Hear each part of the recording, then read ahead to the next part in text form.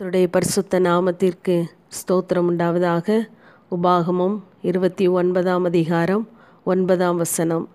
நீங்கள் செய்வதெல்லாம் உங்களுக்கு வாய்க்கும்படிக்கு இந்த உடன்படிக்கையின் வார்த்தைகளை கைக்கொண்டு அவைகளின்படி செய்வீர்களாக என்று கர்த்தர் கட்டளையிட்டதாக மோசே இந்த வார்த்தைகளை சொல்லுகிறார். இந்த நாளிலும் நீங்கள் செய்கிற ஒவ்வொரு காரியங்களும் வாய்க்க வேண்டுமென்றால், உங்கள் காரியங்கள் எல்லாம் உங்களுக்கு கைகூடி வர வேண்டுமென்றால், நீங்கள் எதிர்பார்க்கிற நன்மைகளை எல்லாம் அனுபவிக்க வேண்டுமென்றால், தேவனுடைய வார்த்தைகளை கைக்கொண்டு அவைகளின்படி நடக்கிறவர்களாக இருக்க வேண்டும் என்று தேவன் எதிர்பார்க்கிறார். எத்தனையோ தேவனுடைய வார்த்தைகளை கேட்கிறோம், ஆனால் அவைகளை நம்முடைய வாழ்க்கையிலே அபியாசப்படுத்துகிறோமா என்பதை சிந்தித்து பாருங்கள். நாம் தேவனுடைய வார்த்தைகளை கைக்கொண்டு நடப்பதற்கு நமக்கு தேவனை பற்றி அறிகிற அறிவு மிகவும் அவசியமாகவே இருக்கிறது. அதே அதிகாரம் 5ஆம் வசனத்திலே தேவன் சொல்கிறார், நீங்கள் என்னை அறிந்து கொள்வதற்காகவே நான் உங்களை வனாந்தரத்திலே நடத்தினேன் என்று சொல்கிறார். அப்படி வனாந்தரத்திலே நடத்தி வந்தாலும் நம் மேலிருந்த வஸ்திரம் பழையதாய் போகவில்லை, பாதரட்சைகள் பழையதாய் போகவில்லை என்று சொல்லுகிறார். அநேக வனாந்தரத்தின் வழியாகவே தேவன் நம்மை நடத்தி வந்தாலும் எத்தனையோ சோதனைகள், வேதனைகள், வறட்சியின் பாதைகள், ஆனாலும் தேவன் நமக்கு கொடுத்த ஆசீர்வாதங்கள் ஒன்றும் கெட்டு போய் விடாதபடிக்கு, பழையதாய் போக விடாதபடிக்கு தேவன் நம்மை பாதுகாக்கிறார்.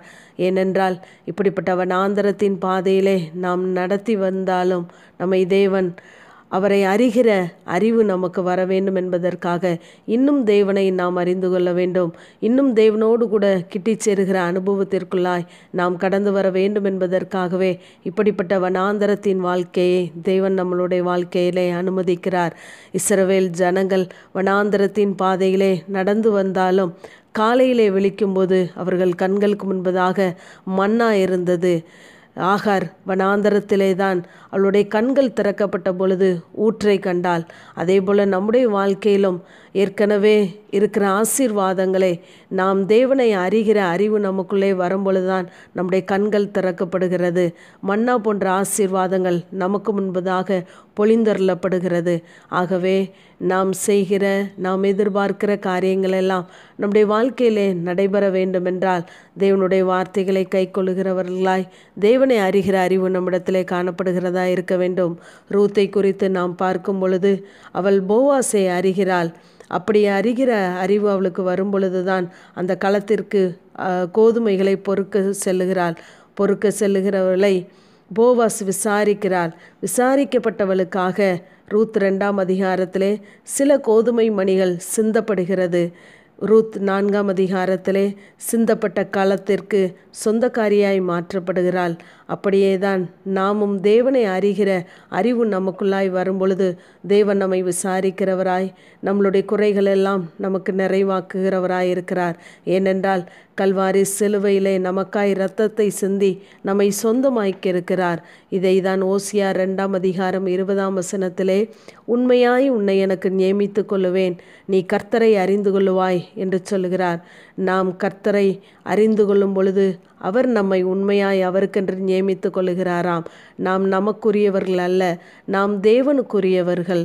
எனவே நாம் தேவனை அறிந்து கொள்ள நமக்கு விரோதமாய் இருக்கிற சத்ருவின் தடைகள், மனித தடைகள் எல்லாவற்றையும் நீக்கி தேவன் உங்கள் காரியங்களை எல்லாம் கைகுடி வர பண்ண அவர் போதுமானவராகவே இருக்கிறார். ஆமேன். ஜெபம். பிதாவாகிய தேவனே, குமாரனாகிய இயேசு கிறிஸ்துவின் நாமத்தின் மூலமாய் உம்முடைய சன்னிதானத்தில் வருகிறேன். நீர்க்கால்களின் ஓரமாய் நடப்பட்டு தன் காலத்தில் தன் கனியை தந்து இலையுதிராதிருக்கிற மரத்தை போல இருப்பான், அவன் செய்வதெல்லாம் வாய்க்கும் என்ற வேத வார்த்தையின்படி கர்த்தாவே உம்முடைய பிள்ளைகள் செய்கிற எல்லா காரியங்களும் வாய்க்க வேண்டுமென்றால் உம்மை அறிகிற அறிவு இன்னுமாய் அவர்களுக்கு ஆண்டவரே ஸ்தோத்திரம், உம்முடைய வார்த்தையின்படி நீர் கொடுக்கும்படியாய் ஜெபிக்கிறேன். உம்முடைய பிள்ளைகள் வேண்டிக் கொள்வதற்கும் நினைப்பதற்கும் எண்ணுவதற்கும் அவர்களுடைய கனவுகளுக்கும் கற்பனைகளுக்கும் மேலாக ஆண்டவரே உம்முடைய பிள்ளைகளுடைய காரியங்களை நீர் வாய்க்க செய்வீராக. ஆண்டவரே உம்மை அறிகிற அறிவிலே இன்னும் உம்முடைய பிள்ளைகள் உம்மை கிட்டி சேரத்தக்கதான கிருபைகளை தாங்க. ஆண்டவரே எங்களை உமக்கென்று நியமித்து கொண்ட தேவன், ஆண்டவரே உம்முடைய கிருபையினாலே உம்முடைய பிள்ளைகளை ஆண்டவரே வனாந்தரத்தின் பாதையிலே நடத்தினாலும் ஒன்றும் குறைபட்டு போகாதபடி, பிள்ளைகளுடைய ஆசீர்வாதங்கள் ஒன்று வீணாய் போகாதபடி கர்த்தர் பாதுகாத்து கொள்ளுங்க. ஆண்டவரே உம்முடைய கிருபை சூழ்ந்து கொள்ளட்டும். தாழ்த்துகிறோம், மகிமைப்படும். இயேசு கிறிஸ்துவின் மூலம் ஜெபங்கேலும் எங்கள் ஜீவனுள்ள நல்ல பிதாவே.